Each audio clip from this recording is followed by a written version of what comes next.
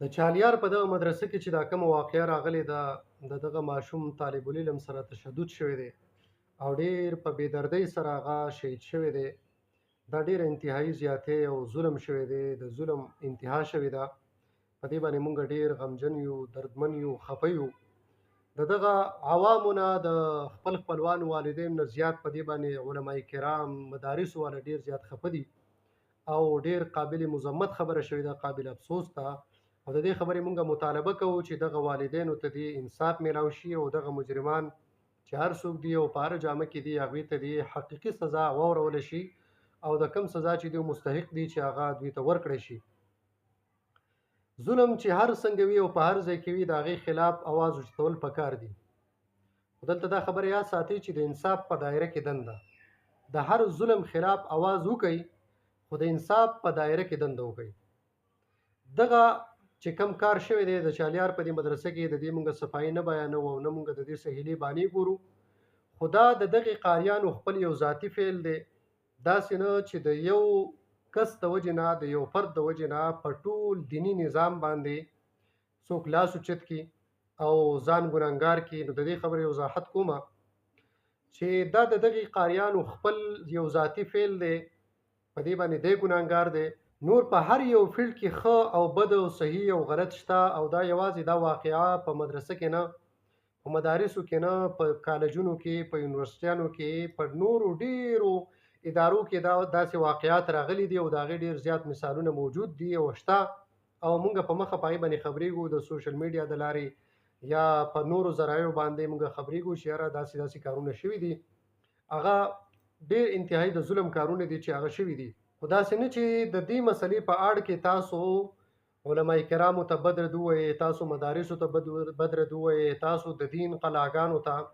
ځکه چې اکثر عوام چې تاسو ګورئ، اکثر عوام هغه هسې هم د دې علماء کرامو نه ډیر زیات نفرت کوي، د دین طبقې نه، د دین نظام نه ډیر زیات متنفره دي د دې سیکولریزم سوچ په وجه باندې. نو داسې نه، او بیا چې داسې موقع ورته راشي په لاس باندې، نو هغه بیا ښه د خلکو په زړونو کې شکوک شبهات د دین خلاف، اسلام خلاف، علماو خلاف، مدارسو خلاف هغه خپل هغه میشن چلی او په هغې کې ځان کامیابېدل غواړي. نو داسې نه چې دغه یو فرد د مجرم د وجې نه تاسو دغه ټوله طبقه او دغه ټول دیني نظام هغه په خپل لاس کې واخلئ او په هغې پسې بد رد ووایئ. نو په دې باندې به تاسو ګناهګاران شئ. او داسې نه چې خپل د ماشومانو په ذهنونو کې دا خبره کېږي او هغه د مدارسو نه بدزونه کوي، د دین اسلام، د قرآن، د حدیثو د دین هغه بدزونه کوي.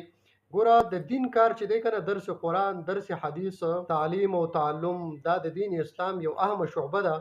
او په خپله حضور مبارک صلی الله علیه وسلم هم په دې مسند باندې او په دې حیثیت باندې دنیا ته تشریف آوری کړې ده. فرمایي چې انما بعثت معلما، زه په خپله باندې د یو معلم په حیثیت باندې دنیا ته راغلی یم، زه یو معلم یم. لہذا معلمینو ته، علماء کرامو ته بد رد ویلو نه اجتناب وکړئ. عمومي خبره مه کوئ، د ظلم خلاف اواز اوچت کړئ، خو په انصاف سره اوچت کړئ. کوم ځای کې چې شوی دی دا د هغه یو ذاتي فعل دی. داسې نه چې د دې په اړه کې تاسو د ټولو علماء کرامو نه نفرت او یا د دین اسلام نه نفرت پیدا کړئ. داسې نه چې خپل ایمان ته نقصان ورسوئ. علماء کرامو لا، مدرسینو لا، بیا خاص کر د حفظ مدرسینو لا هم ډیر زیات احتیاط پکار دی. ځکه چې د استاد او د شاګرد رشته چې ده، نو دا خو د زوی او د پلار رشته ده.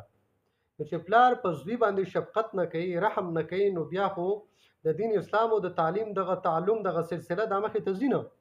نبی کریم صلی الله علیه وسلم معلم هم و، هغه ډیر شفیق هم و، مهربان هم و، رحمت للعالمین و.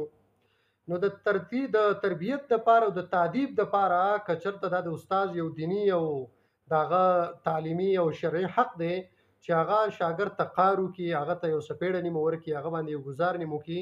خو داسې نه چې دا د هغه سره به ذاتیات وي. ګورئ، که د ذاتیاتو په وجه باندې شوه، نو بیا یوې څپېړې اختیار دا هم یو استاد ته نشته دی چې هغه شاګرد ته ورکړي. شاګرد له که دې څپېړه هم ورکوي، که دې ورته قار هم کوي، نو دا به صرف د دین اسلام دپاره وي، دا به د الله د رضا دپاره وي، دا به د دین د ښودنې دپاره وي. په دې باندې به ده ته ثواب هم میلاویږي، په دې سره به د شاګرد تربیت هم کېږي، په دې باندې به د هغه دغه چې کوم دی د هغه سوچ او د هغه پرمختګ په دین اسلام کې د هغه شوق دا به په دې سره پیدا کېږي.